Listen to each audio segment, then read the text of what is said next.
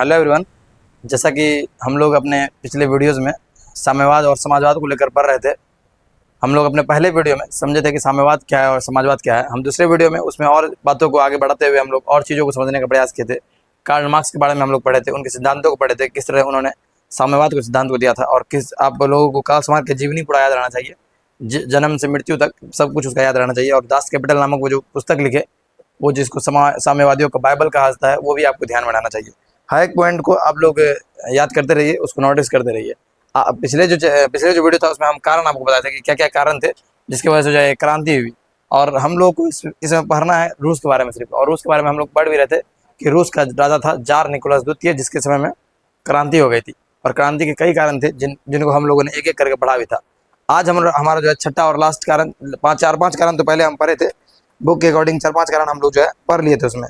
ठीक है, विदेशी घटनाओं का प्रभाव भी हम लोग पढ़ लिए थे पिछले वीडियो में, रूसीकरण की नीति भी पढ़ लिए थे, जापान से पराजय और क्रीमिया का युद्ध भी पढ़ लिए थे। आज हम लोगों को तत्कालीन कारण प्रथम विश्व युद्ध में रूस की पराजय। ठीक है, हम लोग आज जो पढ़ेंगे वो प्रथम विश्व से रिलेटेड, क्योंकि जो बोल्शेविक क्रांति हुई थी, हम लोग को यहाँ पर बोल्शेविक क्रांति देखना है।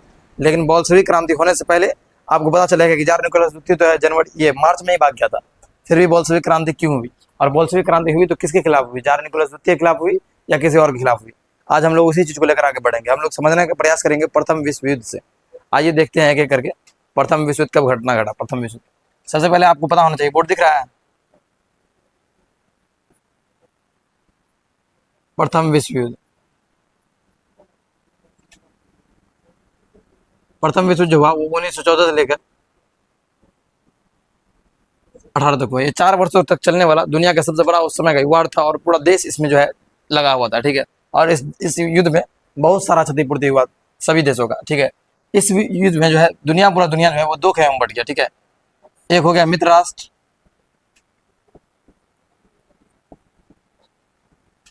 एक था केंद्रीय शक्ति जिसको सेंट्रल पावर कहते हैं, केंद्रीय शक्ति। इस मित्र राष्ट्र में फ्रांस था, ब्रिटेन था, रूस था, और जब रूस बाहर निकल जाएगा तो बाद में कौन आ जाएगा, अमेरिका आ जाएगा। ठीक है, अमेरिका जो है बाद में युद्ध में प्रवेश करता है, शुरू से नहीं रहता है। इसमें जो है जर्मनी था, तुर्की था, और ऑस्ट्रिया हंगरी,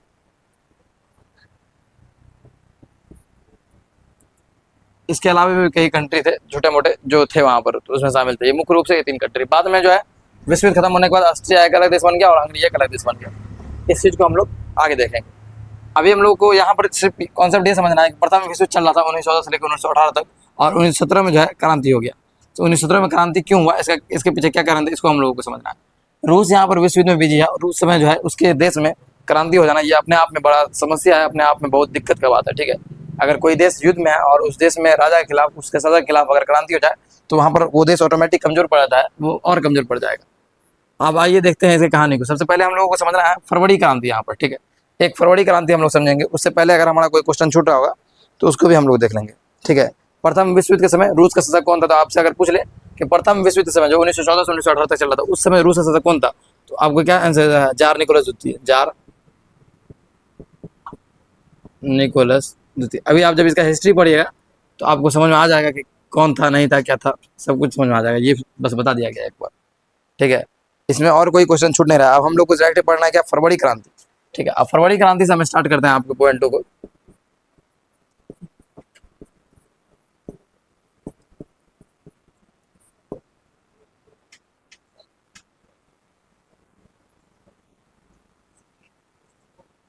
फरवरी क्रांति ये हुआ था कब, ये हुआ था 22 फरवरी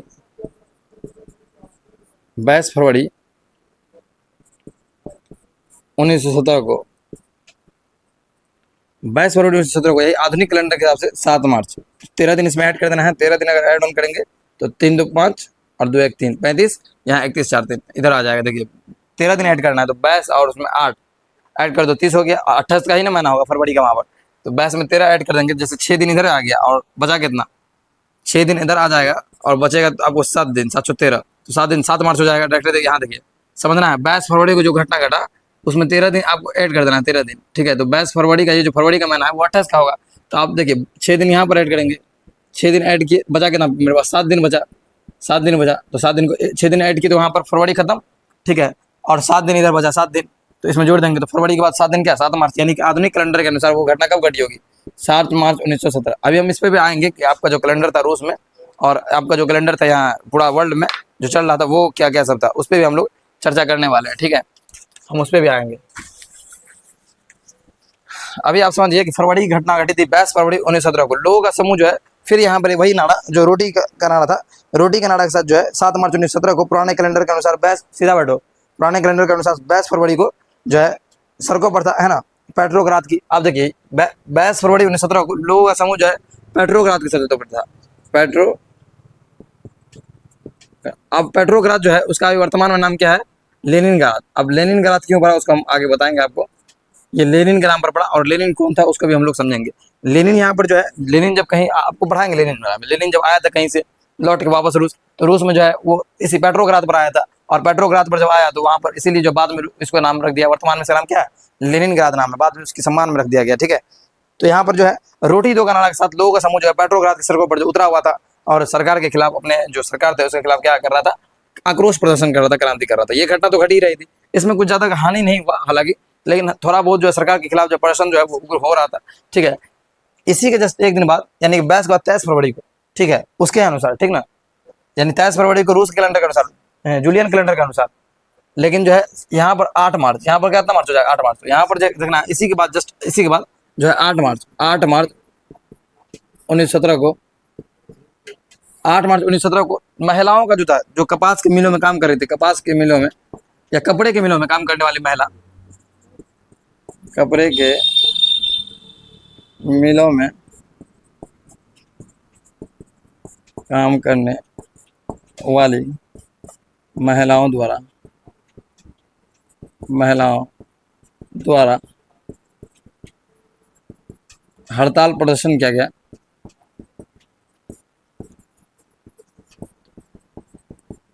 यहाँ समझिए, इसी के एक दिन बाद 8 मार्च 1917 को क्या हुआ, जो कपड़े के मिलों में काम करने वाली महिलाएं सब थी, उन्होंने क्या कर दिया, हड़ताल कर दिया, इसमें हड़ताल कर दिया, ठीक है। जब हड़ताल करते तो सरकार को इसमें कुछ क्रूरता कहीं कहीं पर की, ठीक है, और इसी जब इस तरह की जब घटना घटी, सरकार और अचंभित हो गई और परेशान हो गई, ठीक है। जब दोनों घटना एक साथ हो रहा है, सरकार के खिलाफ विद्रोह हो रहा है, इस 8 मार्च को जो है 8 मार्च को सम्मान में, इसी 8 मार्च को सम्मान में, महिलाओं के सम्मान में, जब महिला सब वहाँ प्रदर्शन कर रही थी, अपने सरकार के खिलाफ उतर गई थी, तो इसी 8 मार्च के सम्मान में यूएनओ द्वारा वर्ष 1975 में कहा गया कि हर साल हम लोग क्या करेंगे, वर्ष 1975 में घोषणा किया गया कि हर वर्ष 8 मार्च को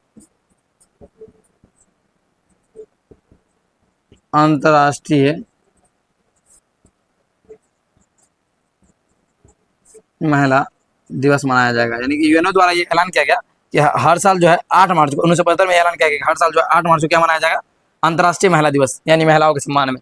ये दो घटना है जो आपको याद रखना है। पहला जो है फरवरी क्रांति की घटना याद रखना है कि पेट्रोग्राद के सड़कों पर लोगों का समूह जो है रोटी दो के नारे के साथ जो है विरोध प्रदर्शन में उतरा हुआ था सरकार के खिलाफ। पेट्रोग्राद का नाम अभी वर्तमान में लेनिनग्राद कर दिया गया है। यह घटना 22 फरवरी 1917 को घटी, ये जूलियन कैलेंडर के अनुसार, लेकिन अगर हम आधुनिक कैलेंडर की बात करें तो वो 7 मार्च को घटी।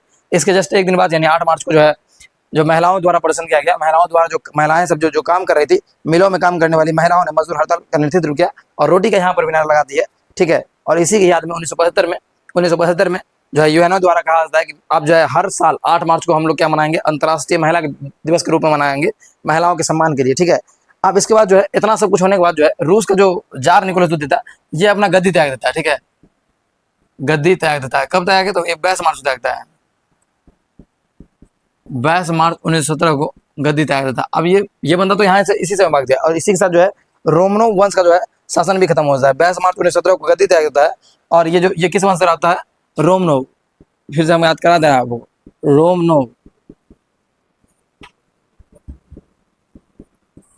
ठीक है। अब रोमनो वंश का शासन समाप्त, यानी इस जब ये राजा हटा, ये गद्दी जिस दिन तय आएगा उसी दिन ये वंश जो है वहाँ रूस से निष्क्रिय हो गया, यानी समाप्त हो गया, निष्क्रिय मतलब खत्म, ठीक है। अब हम लोग जब यहाँ पर आपको समझना क्या है कि सरकार तो यहाँ पर जो था उसके राजा के खिलाफ, जिसके खिलाफ क्रांति होना था वो तो भाग गया, फिर भी बोल्शेविक लोग क्रांति क्यों कर दिया। आपको हम पिछले वीडियो में बताए थे कि रशियन सोशल डेमोक्रेटिक पार्टी, फिर से हम बता दे रहे हैं आपको, रशियन सोशल डेमोक्रेटिक, वीडियो सही बन रहा है ना, दिख रहा है सब। रशियन सोशल डेमोक्रेटिक पार्टी जो है उसमें फूट पड़ गया था, ठीक है। और फूट पड़ने के बाद ये जो ज्यादा मत वाले थे, जो मध्यम वर्ग को सपोर्ट कर रहे थे, जो कि मध्यम वर्ग को सपोर्ट कर रहे थे, मध्यम वर्ग को जो सपोर्ट करते हैं वो मनोसेविक कहलाए, क्या कहलाए, मनोसेविक, ठीक है। और जो सर्वहारा वर्ग को सपोर्ट कर रहे थे, सर्वहारा वर्ग को, सर्वहारा वर्ग को, ये इसकी संख्या ज्यादा थी, इसकी संख्या कम थी और इसकी संख्या ज्यादा थी, तो ये क्या कहलाया, बोल्शेविक। और हम आपको बताए थे कि यही बोल्शेविक लोग जो है आगे चल के विद्रोह करते हैं, बोल्शेविक क्रांति करते हैं। तो यहाँ से आपको ये बात समझ में आएगा कि बोल्शेविक ही क्रांति की, तो कहाँ से आया बोल्शेविक को भी समझ में आएगा। पार्टी में फूट पड़ा, जो सर्वहारा वर्ग के समर्थक थे इसकी संख्या अधिक थी उसमें, और वहां पर जो सर्वहारा वर्ग के समर्थक थे जिसकी संख्या अधिक थी वो बोल्शेविक कहलाए। जो मध्यम वर्ग को सपोर्ट कर रहे थे जिसकी उसकी संख्या कम थी, अल्प मत पे थे, वो मनोसेविक कहलाए। वहां से आया ये बात। और ये यही बोल्शेविक लोग जो है अपने सरकार के खिलाफ आगे चल के विद्रोह करेंगे। लेकिन आप कहिएगा सरकार तो यहाँ पर इसका जो राजा था वो यहाँ पर गद्दी त्याग दिया, तो फिर विद्रोह क्यों कर दिया। तो अभी आप सुनिए, अभी बहुत सारा कहानी बाकी है, ठीक है। अभी जब जैसे ही ये गद्दी त्यागा तो कोई ना कोई तो आएगा। तो रूस में पहली बार जो है, रूस में पहली बार जो है बुर्जुआ सरकार की स्थापना हुई।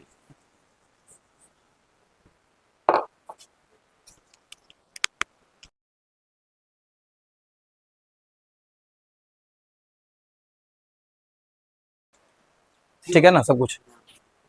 रूस में पहली बार जो है बुर्जुआ वर्ग की सरकार बनी, और हम समझेंगे लेवॉन के नेतृत्व में जो है अगला सरकार बना। अब यहाँ से हम ये सारा चीज आपको बता दिए हैं, इसका हम गद्दी हटवा दिए, इसको गद्दी पर सटवा दिए हैं, फिर भी क्रांति कर लिया लोग, उसको हम समझाने का आपको प्रयास करते हैं, ठीक है।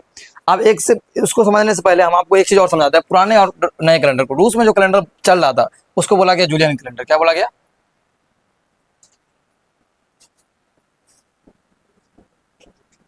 Julian calendar. हम लोग जो यूज करते हैं उसको बोलते हैं ग्रेगोरियन कैलेंडर, ग्रेगोरियन कैलेंडर, ठीक है, ग्रेगोरियन कैलेंडर। तो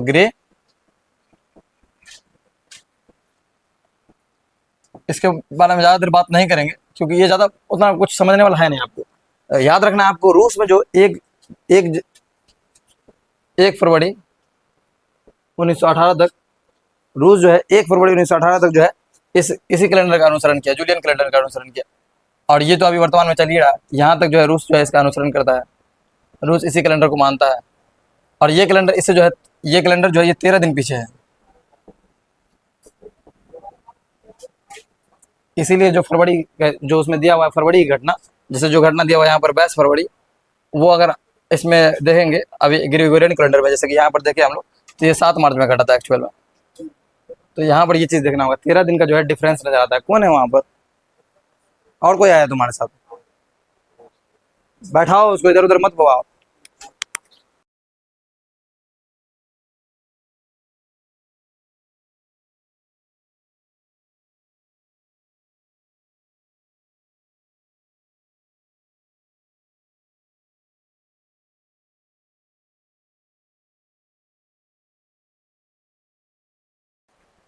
अब हम लोगों को समझना है कि ये जूलियन कैलेंडर और ये ग्रेगोरियन कैलेंडर, रूस में जो कैलेंडर चल रहा था वो जूलियन कैलेंडर चल रहा था। ये जो चला 1 फरवरी 1918 तक चला, और ये कहाँ चला, रूस में चल रहा था। रूस जो इसका अनुसरण कर रहा था, रूस मान रहा था उसको। ये जो है वर्तमान के कैलेंडर से 13 दिन पीछे होता है। जो घटना 22 फरवरी घटी रूस में, इसीलिए यहाँ तक जो फरवरी क्रांति तो यहाँ पर समझ में आ रहा है फरवरी में घटा होगा, तो ये एक्चुअल में फरवरी में नहीं, कब घटा था, मार्च में। अब जब अक्टूबर क्रांति पढ़िएगा तो अक्टूबर क्रांति जो अक्टूबर में घटा वो अक्टूबर क्रांति आप पढ़िएगा तो आपको पता चलेगा कि हम लोग जिसमें जी रहे वो तो नवंबर था, तो आगे समझ में आएगा। दिमाग में आपको ये डेवलप करना है कि ये जूलियन कैलेंडर 13 दिन पीछे था, इसीलिए रूस में जो जो चीज दो दो को डेट मिल जाएगा, जैसे ये 2 को डेट मिला ना, वैसे करके नवंबर क्रांति का भी 2 को डेट मिल जाएगा, अक्टूबर क्रांति भी उसे कहा था वो भी मिल जाएगा आपको 2 को डेट। तो आगे यही दिमाग लगाना है, इसमें बहुत कुछ नहीं है। जूलियन कैलेंडर जो है ग्रेगोरियन कैलेंडर से 13 दिन पीछे है, बस यही ध्यान ध्यान में रखना है। जब भी इसका डेट आए, अगर ऑब्जेक्टिव आपसे पूछ रहा हो, अगर उसमें आपको वो वाला डेट याद रहे, इसका डेट याद रहे, तो उसमें 13 दिन, अगर ऑप्शन में नहीं मिले वो, तो उसमें 13 दिन ऐड करके ये निकाल लेना है, ठीक है। जैसे आपको मान लीजिए 7 मार्च याद रहा है या फिर 22 फरवरी याद रहा, लेकिन 22 फरवरी जो पूछेगा आपको फरवरी क्रांति कब हुई थी, आपको ऑप्शन में मान लीजिए फरवरी है ही नहीं, फरवरी है ही नहीं, ऑप्शन में सब कुछ दिया हुआ मार्च, 7 मार्च दिया हुआ है, तो आपको वहां पर दिमाग लगाना है, 13 दिन माइनस कर देना है सब में से, सब ऑप्शन में से 13 दिन माइनस करना है, जिसमें से सटीक निकल गया आपको वो, अगर ये याद है 22 फरवरी, अब 22 फरवरी आंसर में नहीं मिल रहा है, तो माइनस कितना दिन करेंगे, 13 दिन, और 13 दिन वाला ऑप्शन जो मिल गया उसको मार देंगे, टिक मार देंगे सीधे। समझ आया तुम लोग, जूलियन कैलेंडर और ग्रेगोरियन कैलेंडर। इसके बाद हम लोग पढ़ते हैं जार घट रहे, जैसे इस ये जब जार निकोलस द्वितीय जब हट गया 1917 में, तो इसके बाद कोई तो सरकार बनाएगा, कोई सरकार बनेगा, तो लेबॉन के नेतृत्व में जो है, लेबॉव के नेतृत्व में सरकार बनी, यानी इसके हटने के बाद जो है जार निकोलस द्वितीय के हटने के बाद लेबोव के नेतृत्व में।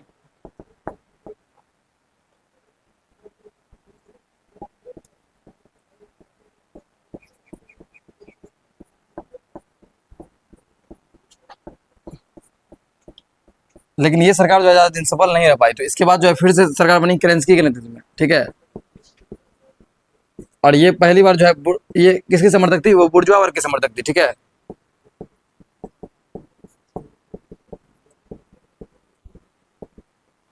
यानी जो ये केरेंस्की की सरकार बनी, ये देखिए ये दो नाम आपको याद रखना है। जैसे जैसे ही जो जार हटा, जार निकोलस द्वितीय जैसे गद्दी पर सटा, तो लेबोव के नेतृत्व में सरकार बनी, लेकिन वो सरकार ज्यादा दिन तक नहीं चल पाई। उसके बाद जो है केरेंस्की के नेतृत्व में तुरंत सरकार बनती है, वो बुर्जुआ वर्ग की सरकार रहती है। और इसका विरोध करता है कौन, इसको एक्सेप्ट नहीं करता है, वो बोल्शेविक वाला, जो बोल्शेविक मत के लोग थे वो इसको एक्सेप्ट ही नहीं करते हैं, इसको करेंसी को एक्सेप्ट नहीं करते हैं। यहाँ बुर्जुआ वर्ग करने का मतलब ये हुआ कि जो मध्यम वर्ग है, जो मध्यम शिक्षित वर्ग है, ठीक है, मध्यम शिक्षित वर्ग है, जो कारखाना में काम करते हैं, या तो कारखाना, यानी कि जो सबसे निचले वर्ग है, जो सबसे मजदूर कास्ट है उससे थोड़ा ऊपर, और जो पूंजीपति है उससे थोड़ा नीचे, बुर्जुआ वर्ग, ठीक है। ये मिडिल क्लास होता है, क्या होता है, मध्यम वर्ग इसको लिख देते हैं, ठीक है। ये बिल्कुल ही गरीब नहीं है, ठीक ना। आप देखिए हम लोग को चाहिए क्या उसका देखिए आपको अगर पढ़िएगा तो आपको पता चलेगा बोल्शेविक लोग जो है वो मध्य बुर्जुआ वर्ग के समर्थक थे, नहीं। बोल्शेविक लोग किसे समर्थक थे, बोल्शेविक लोग जो है सर्वहारा वर्ग के समर्थक थे, सर्वहारा वर्ग को मानने वाले थे। तो इसीलिए जो है यहाँ पर इस सरकार को एक्सेप्ट नहीं, केरेंस्की की सरकार को इस सरकार को देखिए, इस सरकार को बोल्शेविकों द्वारा स्वीकार नहीं किया गया।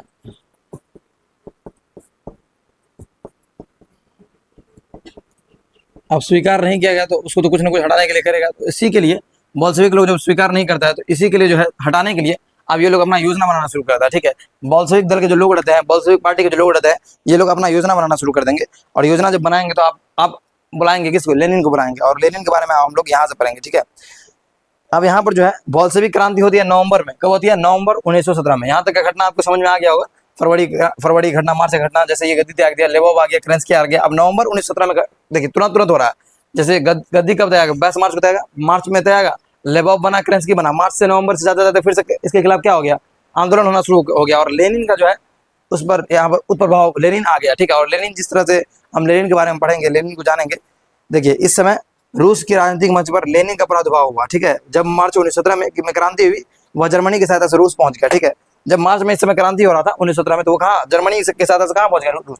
ये जो लेनिन था, लेनिन रह रहा था कहाँ, लेनिन था स्विट्जरलैंड में। लेनिन कहाँ था, और लेनिन के बारे में अगर पूछे ना आपसे, तो लेनिन था एक बोल्शेविक दल का नेता। क्या था, कौन था, बोल्शेविक दल का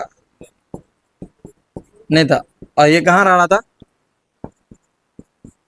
स्विट्जरलैंड में रह रहा था। और किसके मदद से, जर्मनी, रूस किसके मदद से, रूस आया था जर्मनी की हेल्प से, ठीक है।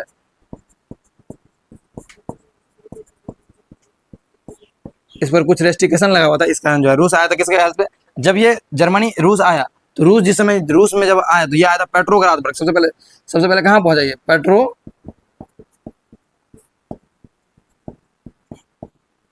रूस में कहाँ पर पहुंचा, पेट्रोग्राद।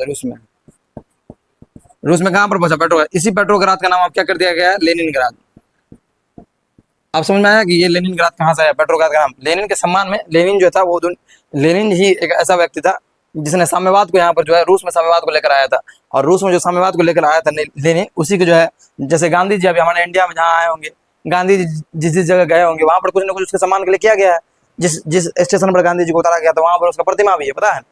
जिस स्टेशन पर दक्षिण अफ्रीका में जो हुआ था, तो वहां पर सम्मान के लिए क्या किया। तो वैसे पेट्रोग्राद बंदरगाह पर जब पहुंचे लेनिन, और उसका नाम उस समय तो कोई कुछ नहीं लेनिन था, लेकिन जब लेनिन आगे चल के लेनिन सत्ता को संभालता है, लेनिन वहाँ का सरकार में बनता है, यानी कि वहाँ का नेतृत्व करता है, रूस का लीड करता है। और रूस में जो है साम्यवादी शासन को अप्लाई करता है। लेनिन अपना नीति लाता है, नई आर्थिक नीति लाता है, नया पॉलिसी लाता है, सब कुछ चेंज करता है, और रूस में बहुत आगे रूस को ले जाता है लेनिन, ठीक है।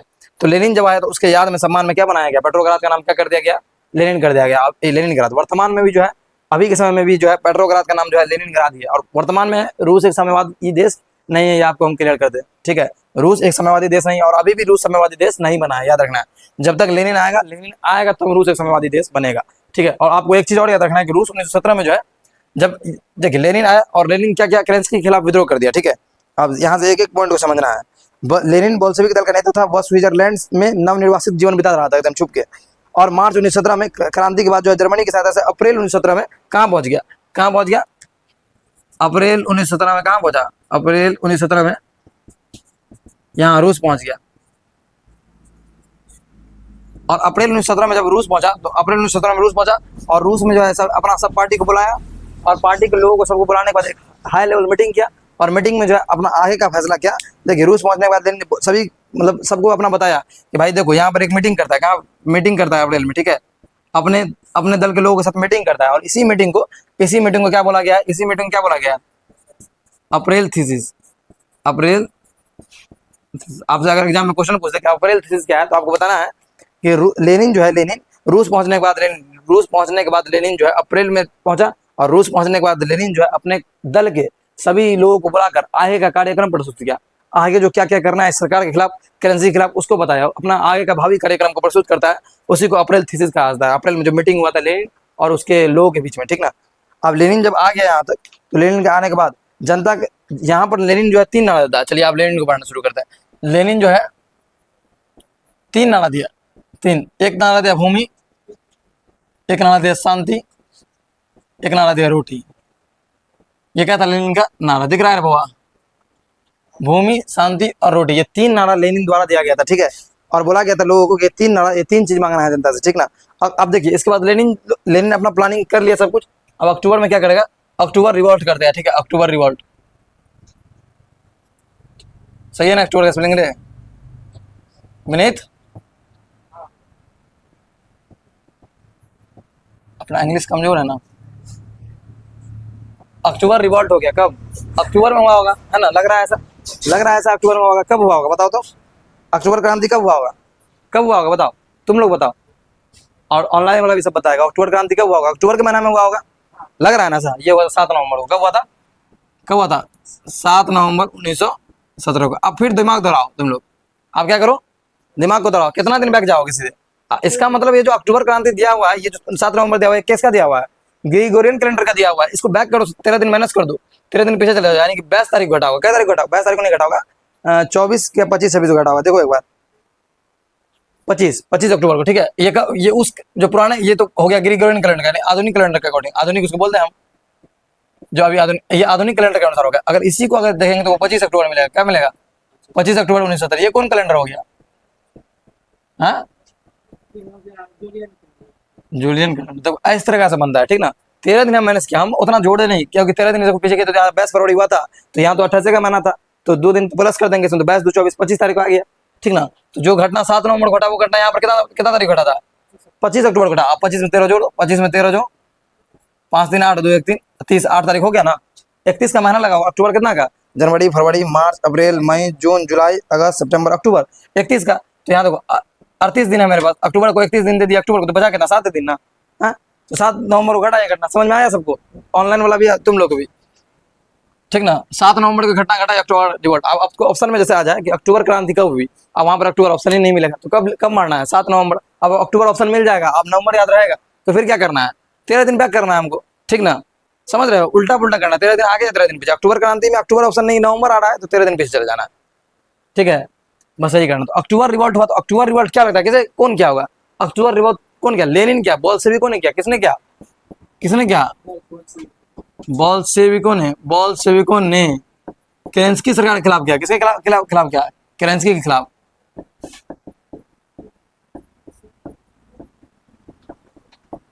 राइटिंग थोड़ा रफ लिख रहे हैं ताकि जल्दी से और ज्यादा बातों को समझा पाए, ठीक है। यानी बोल्शेविक दल के जो लोग थे, उन लोगों ने केरेंस्की सरकार के खिलाफ जो है अक्टूबर में यानी 25 अक्टूबर 1917 को जूलियन कैलेंडर के अनुसार, 7 नवंबर 1917 को आधुनिक कैलेंडर के अनुसार जो है केरेंस्की सरकार के खिलाफ जो विद्रोह कर रहता है, ठीक है। और विद्रोह में क्या करता है, ये लोग जितना भी भवन रहता है, सरकारी भवन वगैरह, उसको लूटने का काम करता है, उसको हटाने का काम करता है, और केरेंस्की सरकार को भगाने का काम करता है और सत्ता से हटाता है। इस तरह से जो अक्टूबर क्रांति जब हुआ, तो अक्टूबर क्रांति का जो है केरेंस्की सरकार को गिरा दिया गया, केरेंस्की सरकार को गिरा दिया, सरकार को हटा दिया गया, ठीक ना। यानी केरेंस्की जो सरकार थी उसको हटना पड़ा वहां से, ठीक है। और केरेंस्की जब सरकारी भवन सब लूट रहा, तोड़ फोड़ कर दिया पूरा, एकदम सब कुछ बर्बाद कर दिया, ठीक है। सरकारी भवन से पूरा अधिकार कर लिया, सबको भगा दगा दिया, तो नया सरकार बनेगा, केरेंस्की सरकार को हटा दिया गया। जबरदस्ती भगा दिया गया उसको वहां से, समझे। अभी नेपाल में प्रोटेस्ट हुआ तो कैसे जबरदस्ती भगाया जाता है ना, कैसे भगाया गया, देखिए कैसे भगाया गया। अगर नहीं, अब आजकल तो अच्छा एग्जाम्पल मिल रहा है, नेपाल का एग्जाम्पल ले लो, तुरंत एकदम भगाया हुआ सब कुछ। अब ये समझ में नहीं आ रहा जिसको केरेंसी सरकार को हटा दिया गया, तो कैसे हटाया गया था, जैसे नेपाल में भगाया गया वैसे भगाया गया, ठीक है। अस्थिर से जाओ, अस्थिर से। आप देखो, अक्टूबर क्रांति के बाद रूस की सत्ता किसके पास आई, आप दिमाग लगाओ, तुम लोग सब बताओ, अक्टूबर क्रांति के बाद रूस की सत्ता किसके पास आ जाएगी, लेनिन के पास आ जाएगी, ठीक है। इसमें कोई दिमाग नहीं लगाना है, यानी कि ये जब अक्टूबर क्रांति हुआ, अक्टूबर, आप सब उठ के चले जाओ, अक्टूबर रिवॉल्ट जब हुआ, अक्टूबर रिवॉल्ट के बाद सत्ता लेनिन के पास आ गई, लेनिन या बोल्शेविकों के पास आ गई। देखा दे रहा बोर्ड, हाँ,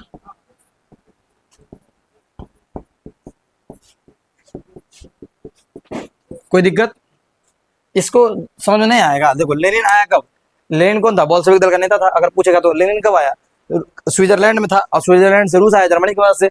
लेनिन किसके बंदरगाह पर आया था, पेट्रोग्राद पर पहुंचा, ठीक है, रूस में है। और अभी इसका नाम क्या हुआ अभी इसका नाम क्या है, लेनिनग्राद, ठीक है। और लेनिन जो है आया और अप्रैल में पहुंचा, मार्च में निकला, अप्रैल में पहुंचा, और अप्रैल में मीटिंग किया, हाई लेवल का मीटिंग बुलाया, अपने सब जो है पार्टी के दलों के लोगों को बुलाया, और अपना जो है भावी कार्यक्रम प्रस्तुत किया कि हम लोग को रिवोल्ट करना है चल के। इसी को क्या बोला गया, अप्रैल में जो मीटिंग किया लेनिन, उसको क्या बोला गया, अप्रैल थीसिस बोला गया। अब लेनिन 3 नारा दिया, एक भूमि, एक शांति, एक रोटी का, ठीक है। और लेनिन जो है अक्टूबर में जो एक रिवोल्ट करता है अपने सरकार के खिलाफ, और सरकारी भवनों पर जो अपना अधिकार कर लेता है, सरकार को भगाने का काम करता है। 7 नवंबर 1917 को एक करता है आधुनिक कैलेंडर का अकॉर्डिंग। अगर जूलियन कैलेंडर के अकॉर्डिंग देखा जाए तो वो कितना, 25 अक्टूबर 1917। कोई दिक्कत आ रहा है वीडियो में, 25 अक्टूबर 1917 को जूलियन कैलेंडर के अनुसार, ठीक है। उसके बाद जब ये क्रांति करता है, किसके खिलाफ करता है, केरेंसी सरकार के खिलाफ। तो केरेंसी सरकार क्या हो गया, हट गया। उसके बाद अक्टूबर रिवोल्ट के बाद जो है सत्ता किसके हाथ में आ गई, बोल्शेविकों के हाथ में आ गई। इस तरह से लेनिन जो है इस दल का लेनिन प्रमुख बन गया। इसका नेतृत्व कौन कर रहा है, आप बोल्शेविकों के हाथ में जब सत्ता आई तो इसको लीड कौन किया, लेनिन किया। कौन किया, लेनिन, ठीक है। अब जो है बोल्शेविकों ने अपना अध्यक्ष किसको चुना, बोल्शेविकों का अध्यक्ष, हाँ लेनिन होगा। बोल्शेविकों ने अपना अध्यक्ष चुना किसको, लेनिन को। लेनिन को देखोगे तुम लोग, देखोगे, सब देख लो, सब दिखाई दे रहा है उसमें बढ़िया से, हाँ लेनिन है ये, ठीक है। बड़ा स्मार्ट बनता है, पूरा रूस को हिला दिया, ठीक है। और लेनिन के हाथ में आई, और बोल्शेविक सरकार का अध्यक्ष कौन बना, लेनिन। अब हम चलते हैं बोल्शेविक पर, इस पूरा बोर्ड को साफ करते हुए अब बढ़ेंगे किस बार, बोल्शेविक पर। पूरा कर दे साफ, पूरा हटा के और आगे बढ़ाया जाए। वीडियो को थोड़ा पॉज कर दो, रोको, मतलब वीडियो साफ आ रहा है, सब कुछ पहले जैसा है, ठीक है। चलिए आइए देखते हैं लेनिन के बारे में सब बातें, ठीक है। लेनिन के बारे में फिर से एक बार पढ़ाते हैं आपको। लेनिन जो है कहाँ पर था, बताओ, लेनिन कहाँ पर था, फिर रूस, स्विट्जरलैंड। और किसके मदद से आया था रूस, जर्मनी की सहायता से। जर्मनी की सहायता से कहाँ पहुंचा, रूस पहुंचा, ठीक है। जर्मनी की सहायता से कहाँ आया, रूस आया।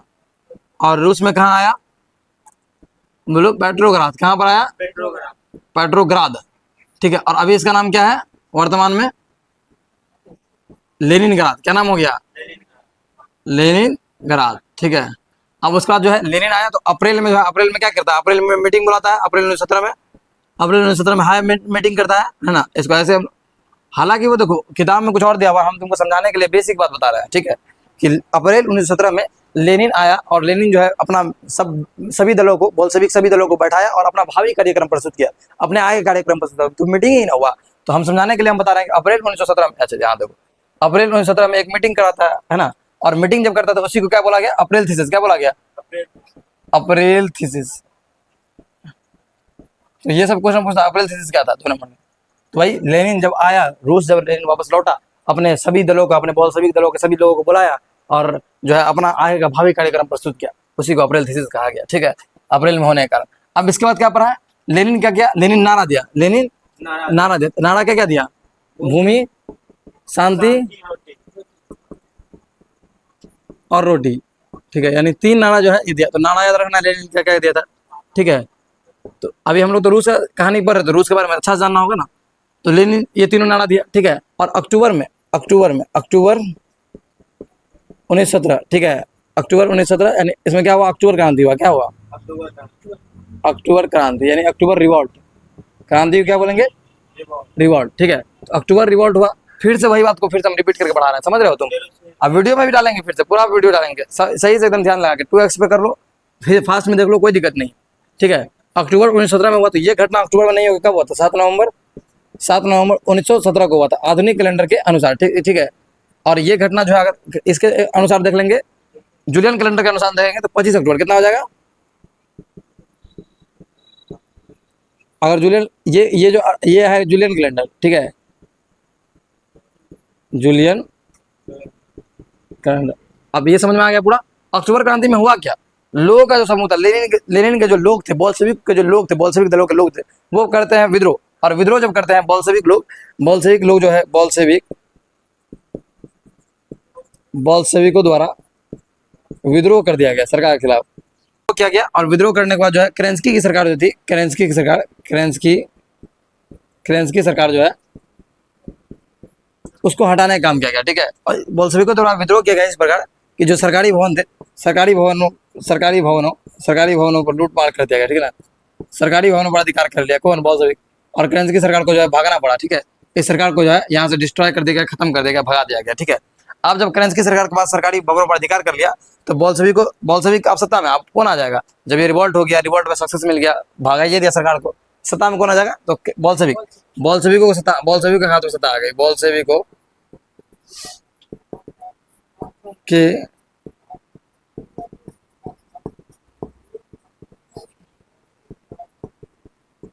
अब ये रूस में पहली बार हुआ था कि सर्वहारा वर्ग के हाथों में सत्ता आई थी। बोल्शेविक के हाथों में मतलब क्या?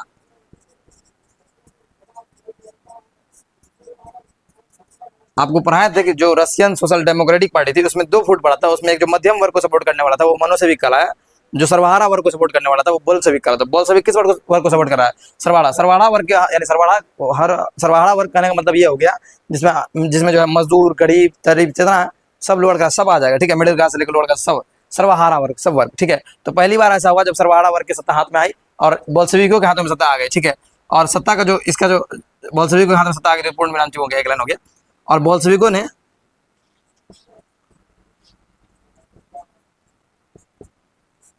ने अपना नेता या फिर बोल्शेविक दल का नेता या अध्यक्ष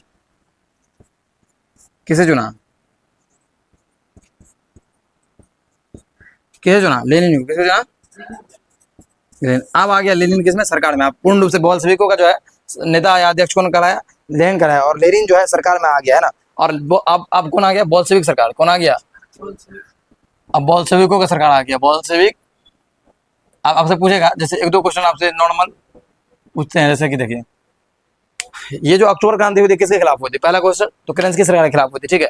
अक्टूबर क्रांति मतलब अक्टूबर, ये जो फरवरी क्रांति हुई थी वो सब क्रांति हुई, तो उसको याद अभी दिमाग मत रखना। अक्टूबर क्रांति इसमें 3-4 क्रांति है, ठीक है, उस सबको भी दिमाग में रखना है। लेकिन अक्टूबर क्रांति से ही जो है केरेंस्की सरकार को हटा के बोल्शेविक सरकार आया था। और बोल्शेविक सरकार का जो है सर्वहारा वर्ग का सरकार था। रूस में पहली बार सर्वहारा वर्ग की सरकार किस क्रांति के बाद आई? तो अक्टूबर क्रांति के बाद आई। अक्टूबर क्रांति 7 नवंबर 1917 को हुई थी और 25 अक्टूबर 1917 को याद रखना है, ठीक है, जूलियन कैलेंडर।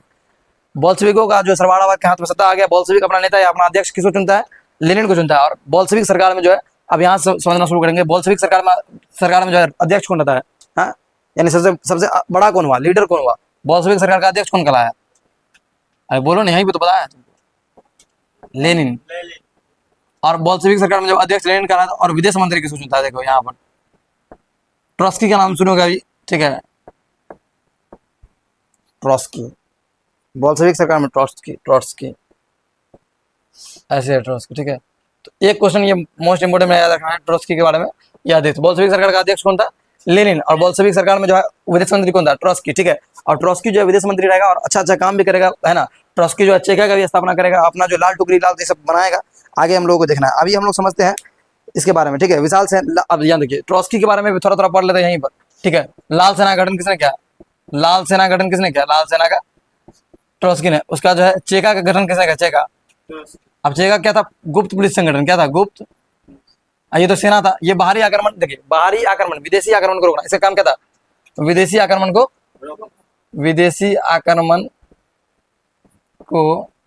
रोकना। लेनिन की सरकार आया, लेनिन जो है युद्ध विश्व से बाहर भी चला आता है, ठीक है, निकल जाता बाहर। जो 1917 में विश्व चल रहा है उससे बाहर निकल जाएगा। और ब्रेस्ट लिटोवस्क की संधि जो है जर्मनी के साथ साथ करके वो जो है कुछ क्षेत्र उसको मतलब रूस का कुछ क्षेत्र हार भी जाता है, ठीक है। रूस प्रथम विश्व युद्ध में थोड़ा सा अगर ध्यान दे तो मित्र राष्ट्र के साथ रहता है, लेकिन अंत तक तो नहीं रहता है। 1917 में बाहर आता है। ब्रेस्ट लिटोवस्क की संधि करता है किससे? 1917 में करता है जर्मनी से, और अपना कुछ क्षेत्र देना पड़ता है जर्मनी को, ठीक है। अपना कुछ क्षेत्र देता है किसको? जर्मनी को देता है, और जो है रूस विश्व से पीछे हटता है। उसके बाद अमेरिका का प्रवेश होता है आगे चल के, ठीक है। तो वो देखेंगे। तो विदेशी आक्रमणों को रोकना किसका काम था? जो विदेशी कोई आक्रमण आ रहा है, कोई भगदड़ फैलाने का काम कर रहा है, कोई कुछ अगर भड़काने का काम कर रहा है, तो वो लाल सेना जो है इसका काम करेगा। तो इसके थ्रू जो है वो बहुत सारा आक्रमण को रोकता है। और चेका क्या करता है कि देश के अंदर कोई घटना, अगर कोई ऐसा घटना अंजाम देगा जो कि सरकार के खिलाफ हो, उसको रोकने का काम करेगा। चेका एक गुप्त पुलिस होता है, जो किसी को पता नहीं था कि ये क्या कौन है इसमें, नहीं है इसमें, ठीक है। तो चेका था, ठीक है। उसके बाद हम लोगों को समझना है चेका क्या था। तो रूस में आंतरिक विद्रोह को दबाने के लिए क्या है, रूस में आंतरिक विद्रोह को दबाने के लिए गुप्त संगठन का यानी गुप्त पुलिस संगठन का स्थापना किया गया था, जो जिसका काम क्या था? अचानक छापा मार करके, यानी अचानक पहुंच जाना। कोई अगर सरकार के खिलाफ कोई कुछ कर रहा है तो अचानक पहुंच के वहां पर छापा मार देना, ठीक है। उन लोगों को पकड़ लेना तुरंत, है ना। विरोधियों को गिरफ्तार करना। ये चेका एक पुलिस संगठन थी, ये दिमाग में रखना, ठीक है। गुप्त पुलिस संगठन। और लाल सेना एक क्या था? लाल सेना एकदम जो विदेशी आक्रमणकारी सब थे उसको रोकने के लिए। बाहरी आक्रमण के लिए कौन है? लाल सेना है। अंदर के लिए, आंतरिक के लिए कौन है? कौन है? चेका है, ठीक है। तो याद रखना चेका, CHEK। अभी नहीं है, वो उस समय था, अभी का कोई वो नहीं। उसके बल्शेविक सरकार में था। अभी बल्शेविक सरकार है भी नहीं, अभी रूस में साम्यवाद है ही नहीं। ये साम्यवाद को लाने वाला पहला लोग था, ठीक ना। तो पहली बार रूस में साम्यवादी सरकार यही बनती है, ठीक है। क्या भारत में भी है गुप्त पुलिस? तो अपना गुप्त पुलिस अलग अलग जगह पर है। CID वगैरह में जो काम करता है वो सब क्या होगा? गुप्त रूप से काम करता है। CID में कौन काम कर रहा है तुमको पता नहीं चलेगा, वो एक गुप्त काम हो गया ना, नहीं हुआ। CBI में जो काम कर रहा है लीडर्स, बहुत सारा लीडर्स ऐसा जो गुप्त एजेंट जो रहता है, रॉ एजेंट सुने हो, वो सब क्या गुप्त रहता है वो सब, ठीक ना। तो वैसा ही चीज है, ठीक ना। विश्व में सर्वप्रथम किस देश में समाजवादी, देखिए सबसे अब यहाँ पर क्वेश्चन आएगा आपको, विश्व में सर्वप्रथम किस देश ने समाजवादी अर्थव्यवस्था को अपनाया, ठीक है। तो अब यहाँ पर देखिए सबसे मेन क्वेश्चन अब यहाँ पर बनेगा, विश्व में सर्वप्रथम। अब जब लेनिन किसका समर्थक था? साम्यवाद और समाजवाद का समर्थक था लेनिन, ठीक है। और लेनिन जब साम्यवाद और साम्यवाद का समर्थक था, तो यहाँ पर उतारता है किसको? साम्यवाद को, समाजवाद को। तो विश्व में सर्वप्रथम, अब आपको देखिए थोड़ा दिमाग में डालना है। देखिए प्लेखानोव का नाम सुने हैं आप? कहिएगा हम नहीं सुने। प्लेखानोव सबसे पहले रूस में साम्यवादी विचारधारा कौन लाया था? कौन? प्लेखानोव। अब प्लेखानोव क्या कहता है? रशियन सोशल डेमोक्रेटिक पार्टी बनाया था, Russian RSDP, Russian social democratic party. ये कोई नाम नहीं है, हम अपने समझाने के लिए बता रहे हैं, ठीक है। रशियन सोशल डेमोक्रेटिक, इसी में फुट करके बन गया बोल्शेविक और मनोसेविक। जब इसमें जो लोग रहेगा, प्लेखानोव किसका समर्थक? साम्यवाद का। किसका समर्थक? साम्यवादी विचारों का समर्थक। यही व्यक्ति था जो रूस में सबसे पहले साम्यवाद को लाया। तो ये एक पार्टी बनाया जिसका नाम था RSDP, यानी रशियन सोशल डेमोक्रेटिक पार्टी। अब सोचो तुम्हें कि जो इस पार्टी में जुड़ेगा वो सब लोग इसके विचार से प्रभावित होगा, साम्यवाद से जुड़ा हुआ होगा, या चाहे ये हो सब तो इसी से जुड़ा हुआ साम्यवाद से, प्लेखानोव के विचारों से प्रभावित है। ये पार्टी जिस समय फाउंड हुआ, जिस इस पार्टी बना, तो इस पार्टी में जुड़ा पहले लोग 1889 में से पार्टी बना, 1889 में। एक बार देख लेते हैं, एक बार सही डाटा देख लेते हैं, ठीक है ना। हाँ 1898 में। और इसमें फूट का पड़ा 1903 में, ठीक है ना। हाँ 1903 में ये दो पार्टी बन गया। तो पहले जो 1898 में जब पार्टी बना होगा, इसमें जो लोग सब जुड़ा होगा, सब तो साम्यवाद के विचार को लेकर जुड़ा होगा, ठीक है। और जब इसमें फूट पड़ा, बोल्शेविक और मनोसेविक बन गया, तो सब में के दिमाग में तो साम्यवाद है ही ना, समाजवाद है ही ना। जब यहाँ से ही निकला है तो सबके दिमाग में तो है ही वही चीज। तो यहीं से ना बोल्शेविक निकला, और बोल्शेविक सरकार यहाँ पर आए तो साम्यवाद को नहीं उतारेगा ना, साम्यवाद को, साम्यवाद का ही समर्थक है वो, ठीक है। तो यहाँ समझना वाला चीज यही है, कैसे साम्यवाद को उतारता है, ठीक है। छोटा छोटा पॉइंट है जो आपको जो है चैप्टर में रहना है, चैप्टर में रहते हुए पढ़ना है, ठीक है। तो विश्व में सर्वप्रथम जो है समाजवादी अर्थव्यवस्था वाला देश कौन बना? समाजवादी शासन वाला देश, या समाजवादी अर्थव्यवस्था नहीं, शासन बोल देंगे, अर्थव्यवस्था भी हो गया एक तरह से, ठीक है। क्वेश्चन बनता है हमको यहाँ पर, विश्व में सर्वप्रथम किस देश ने समाजवादी व्यवस्था को अपनाया, है ना। समाजवादी व्यवस्था अपनाया, विश्व में सर्वप्रथम समाजवादी व्यवस्था अपनाया, तो किसने अपनाया बताओ? रूस। किसने अपनाया? ये most important question, most VVI, ठीक है। रूस में सर्वप्रथम किस देश ने अपनाया था समाजवादी व्यवस्था पूरी दुनिया में? तो रूस ने, ठीक है। कुछ चीज नॉलेज के लिए पढ़ना चाहिए, ठीक है। हर चीज एग्जाम में आ जाए उसके लिए पढ़ रहे हैं तो थोड़ा सा गड़बड़ी हो जाएगा ना। और रूस में जो है, रूस कब अपना था? 1900 जब इसका सब कुछ सही हो गया, नवंबर अक्टूबर में क्रांति हुआ, थोड़ा सब कुछ सही किया, तो 1918 में क्या करते? साम्यवादी अर्थव्यवस्था को लागू कर दिया, साम्यवादी सरकार को बना दिया। अब रूस में संविधान बना, क्या बना? संविधान। और संविधान जब बना रूस में कब बना? तो 1918 में। कब बना? 1918 में। जो समाजवादी जो संविधान था वो बन के तैयार हो गया 1918 में। और बोल्शेविक क्रांति जो हुआ उसके बाद जो है, बोल्शेविक क्रांति के बाद रूस का जो नया नाम पड़ा, रूस का नया नाम क्या रखा गया? रूस का नया नाम बता सकते हो कोई तुम लोग? USSR, United Soviet socialist Republic. ठीक है, क्या रखा गया? यूनाइटेड, अरे यार गलत हो रहा है, रुको रहने दो, वीडियो चलने दो, क्या दिक्कत है? अगर गलत ही हो गया तो union of Soviet socialist Republic. ठीक है, थोड़ा बोलने में नहीं बनता है, ठीक है ना। USSR सोवियत समाजवादी जो है गणराज्यों का समूह, सोवियत समाज, इसको लिख ही लेते हैं, एकदम बोलने में नहीं बनता है। USSR, union of socialist Soviet Republic. अब हुआ ना, यूनियन ऑफ सोवियत, पहला का क्या है? सोवियत, दूसरा क्या है? Socialist. Union of Soviet socialist Republic. ठीक है, अब इसको लिख ही लेते हैं, ठीक है ना। यूनियन ऑफ सोवियत सोशलिस्ट, ये तो हमको याद, इतना तो ध्यान में है हमको, पूरा लिखने में बन जाता है लेकिन बोलने में नहीं बनता है ना। रिपब्लिक। अब इसको क्या लिखेंगे? यूनियन ऑफ, देखो यूनियन मतलब होता है संघ, क्या होता है? संघ। तो इसमें आएगा सोवियत समाजवादी। अब हिंदी में देखो कैसा नाम है, सोवियत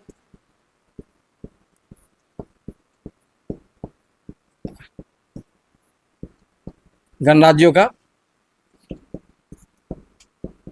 अब एक देश अभी जो वर्तमान में है रूस, उसमें जो USSR था उसमें टुकड़ा हो गया। ठीक है, जैसे इतना बड़ा रूस था पहले, तो ये कर रहा था USSR, क्या कर रहा था? USSR। जब रूस फिर से, जब इसका विघटन हुआ, जब टूट गया पूरा, फिर से जब रूस टुकड़ा में आ गया, तो कुछ क्षेत्र उसका, जैसे यूक्रेन है, बेलारूस है, ठीक है, वो सब अपना अलग अलग देश बन गया, समझे?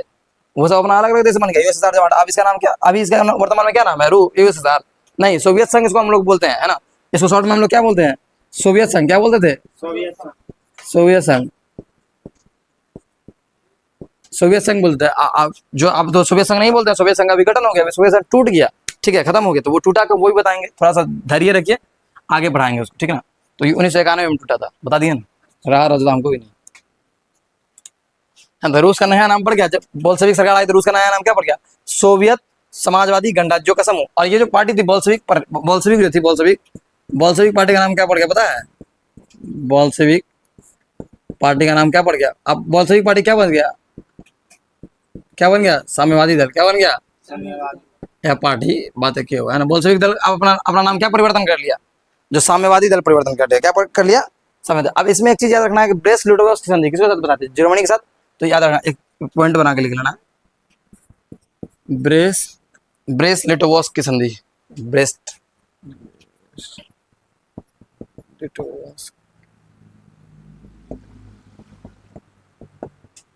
देखो ये ट्रीटी हुआ था किसे किसके बीच? सबसे पहले ये समझो, ट्रीटी हुआ था किसे किसके बीच? रूस और, देखो हुआ था कब? 1917 में, प्रथम विश्व युद्ध के दौरान रूस और जर्मनी के बीच हुआ था। इसमें देखो जर्मनी क्या, रूस को अपना कुछ क्षेत्र जो जर्मनी को देना पड़ा था, ठीक है। और रूस जो है इसी संधि के तहत क्या किया? प्रथम विश्व से बाहर हो गया, प्रथम विश्व से। अब तुमसे कभी जीके जिसमें ये क्वेश्चन पूछ भी सकता है, तुमसे अगर कोई क्वेश्चन पूछेगा ये वाला कि रूस प्रथम विश्व से कब बाहर हुआ, तो क्या बताओगे? 1917 में, ठीक है। और किस संधि के तहत हुआ? ब्रेस्ट-लिटोव संधि। इसके तहत जो है रूस को अपना कुछ क्षेत्र गंवाना पड़ा, लेकिन लेनिन सोचा कि कुछ जो है गवा के ही अगर मिल जाए अपना तो ठीक है, कोई दिक्कत नहीं, ठीक है। तो लेनिन ने अपना यहाँ पर एक कथन भी दिया था शायद, ठीक है, एक कथन भी दिया था कि 3 कदम आगे चल के एक कदम पीछे लेना 2 कदम आगे बढ़ने के समान है। ये कहाँ पर, कहीं पर होगा, इसमें लेनिन द्वारा दिया गया कथन में होगा कहीं पर कि 3 कदम आगे बढ़कर 1 कदम पीछे लेना 2 कदम आगे। हाँ, लेनिन द्वारा 3 नारे दिए गए, ठीक है, ये तो पढ़ाई दिए तुम लोगों को पूरा, ठीक है। इसमें कुछ हमको नहीं लगता है बचा है। पहली बार जो है शासन सर्वहारा वर्ग के हाथों में आई, जर्मनी के साथ ब्रेस्ट-लिटोव की संधि हुई, सोवियत रूस का लगभग 1/4 भूभाग जो है गंवाना पड़ा, परंतु लेनिन जो है प्रथम विश्व से बाहर हो गया और उसने आंतरिक समस्याओं पर अपना ध्यान केंद्रित कर लिया। तो वो समझदार आदमी था, अभी नया सरकार, सब कुछ इतना क्रांति हुआ। लेनिन बहुत, अब एक समझ सकते हो, जैसे काबुल के बारे में पढ़ाए थे कि वो एक राजनीतिक था, एक चतुर दिमाग का था, है ना, शार्प दिमाग का आदमी था। वैसे तो लेनिन था, लेनिन जानता था कि अभी देश हमारा किस में जल रहा था, अभी देश में बहुत सारा क्रांति हो रहा था, अभी हम लोग विश्व युद्ध में रहेंगे, फिर दिक्कत हो सकता है अंदर में, ठीक है। तो आंतरिक समस्याओं को समझने के लिए, आंतरिक समस्याओं को झेलने के लिए, सही करने के लिए वो क्या करता है? अपना कुछ क्षेत्र दे के निकल जाता है, ठीक है, विश्व युद्ध से, ठीक है। जिसमें अमेरिका, जापान, ब्रिटेन और फ्रांस ने हस्तक्षेप करते हुए सोवियत रूस पर आक्रमण कर दिया, परंतु लेनिन ने साहसपूर्वक इन विरोधियों का आक्रमण किया। लेनिन को परेशान भी किया, ठीक है, वो लोग, लेकिन जो है साहसपूर्वक लेनिन उससे लड़ा, ठीक है। ट्रॉट्स्की के नेतृत्व में एक विशाल सेना, लाल सेना का गठन किया गया और लाल सेना जो है सफलतापूर्वक विदेशी हमला का विरोध, मतलब रोकता गया, ठीक है ना, सामना करता गया। और चेका नामक जो है पुलिस बनाया जो आंतरिक विद्रोह को दबाने का काम किया। ठीक है, लेनिन एक शक्तिशाली सत्ता की स्थापना की। सन 1918 में विश्व का पहला समाजवादी शासन वाला देश जो है कौन बना? विश्व का पहला समाजवादी शासन वाला देश कौन बना? देखिए संविधान लिखा गया, संविधान लिखना था यहाँ पर। कौन बना? रूस बना। ठीक है, अब इसके द्वारा जो है रूस का नया नाम रखा गया सोवियत समाजवादी गणराज्यों का समूह USSR रखा गया है ना। लेनिन ने सोवियत नामक स्थानीय समितियां बनाई। ठीक है, सभी सोवियत के सदस्यों को मिलाकर एक राष्ट्रीय कांग्रेस का गठन किया गया, जिसकी कार्यकारिणी शक्ति इस को उतना एक्स्ट्रा में हो जाएगा। ठीक है, लेनिन के नए संविधान द्वारा, अब लेनिन जब नया संविधान लागू करता है तो इसमें क्या करता है, इसमें 18 वर्ष से अधिक, 18 वर्ष से ऊपर जो भी व्यक्ति अपना भरण पोषण कर रहे हैं, खा पी कर रहे हैं, बढ़िया से अपने से कुछ मेहनत मजदूरी करके काम कर रहे हैं, उस सबको क्या किया? मताधिकार दिया। क्या दिया? मत देने का अधिकार क्या बोलते हैं? मताधिकार है। तो ये अच्छा बात था, अच्छा काम किया। ठीक है, और समाजवाद का कॉन्सेप्ट अगर समाजवाद को समझते हो तो समानता का कॉन्सेप्ट है वो। ठीक है, इक्वालिटी की बात किया गया है वहाँ पर। अगर मत देने का अधिकार देगा सबको देगा। ठीक है, समान रूप से पूरा समाज को देखा जाएगा। तो यहाँ पर समझना है ना। बोल्शेविक दल का नाम बदल कर क्या रखा गया? साम्यवादी दल रखा गया। आप देखो साम्यवादी का प्रतीक चिन्ह अगर पूछ लेगा कौन है? साम्यवादी का अगर प्रतीक चिन्ह पूछ लेगा आप, अब यहाँ पर देख लेते हैं थोड़ा सा, मताधिकार समझ में आ गया, ये सब समझ में आ गया, कोई पॉइंट छूटना नहीं चाहिए। ठीक ना। आप देखो रूस का झंडा बनाना है, तो रूस का झंडा कैसा था उस समय? लाल था। क्या था? लाल, और उस पर एक हंसुआ का फोटो था। किसका फोटो था? हंसुआ, लाल रंग का झंडा, और उस पर हंसुआ और हथौड़ा जो है, हंसुआ और हथौड़ा याद रखिए। हंसुआ और हथौड़ा जो है इसका प्रतीक चिन्ह था। क्या था? हंसुआ पर एक हैमर टाइप का ऐसा रखा हुआ और एक स्टार बना हुआ। ये था किसका? ये झंडा था किसका? USSR का, बता दें अभी। ठीक है, ये झंडा किसका था? USSR का। इसमें रेड कलर मार दीजिएगा, पूरा हो गया, झंडा बन गया है ना USSR का। अगर और बढ़िया से बना, डिजाइन जितना बढ़िया, आपको हंसुआ जितना बढ़िया से बनाना आता है बनाइए। ठीक है, हथौड़ा जितना बढ़िया से बनाना आता है बनाइए, जो जैसे है वैसे रहना है बस। ठीक है ना। समय ये आगे चल के जो है किसका प्रतीक बन गया?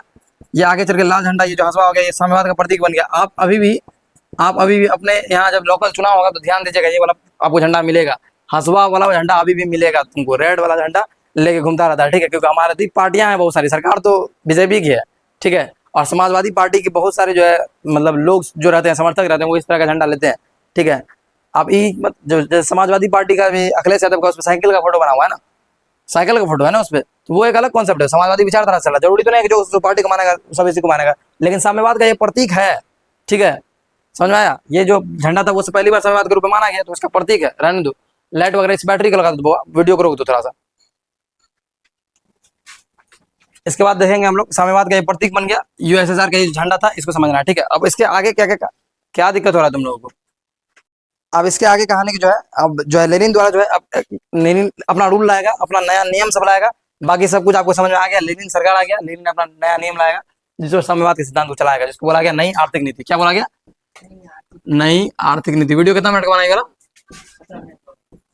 तो वीडियो काफी लंबा हो गया, इसीलिए आज इसको छोड़ देते हैं। एक और पढ़ना है, नई आर्थिक नीति, जो 1921 में लाया था लेनिन, और उसके अंदर जो बहुत सारा बात किया था लेनिन, है ना। साम्यवाद को पूरा चढ़ाने का, देश में पूरा प्रकोप साम्यवाद को फैलाने का कोशिश किया, लेकिन फिर भी लेनिन को कुछ साम्यवाद के साथ जो है खेलना पड़ा, कुछ कम करना पड़ा, कसौटी करना पड़ा। उसको हम लोग अगले वीडियो में देखेंगे। ठीक है, ये चैप्टर अपने आप में बहुत लंबा है, और दूसरा और चौथा चैप्टर हिस्ट्री का बहुत ही इंपॉर्टेंट है 10th क्लास में। ठीक है, ये दोनों अगर आप बढ़िया से पढ़ लेते हैं तो आपका नंबर अच्छा आ जाएगा, क्योंकि हिस्ट्री ज्योग्राफी सब मिला के तब पूछा जाता है 100 नंबर का, और हिस्ट्री 20 से 22 नंबर 25 नंबर तक पूछा जाता है। ठीक है, दो चैप्टर अगर बढ़िया से पढ़ लेंगे हम लोग तो ज्यादा समस्या नहीं होगा। और भी पढ़ना है थोड़ा सब सब्जेक्ट ऊपर, लेकिन ये दो चैप्टर को बहुत ध्यान से पढ़ना है, चैप्टर 2 और चैप्टर 4। ठीक है, इसी तरीके से जो है आगे हम लोग कल फिर और बातों को समझेंगे, नई आर्थिक नीति को समझेंगे। इतना देखते रहिए, समझते रहिए, पढ़ते रहिए बैठ के, और चैनल को सब्सक्राइब कीजिए, वीडियो को लाइक कीजिए। Thank you.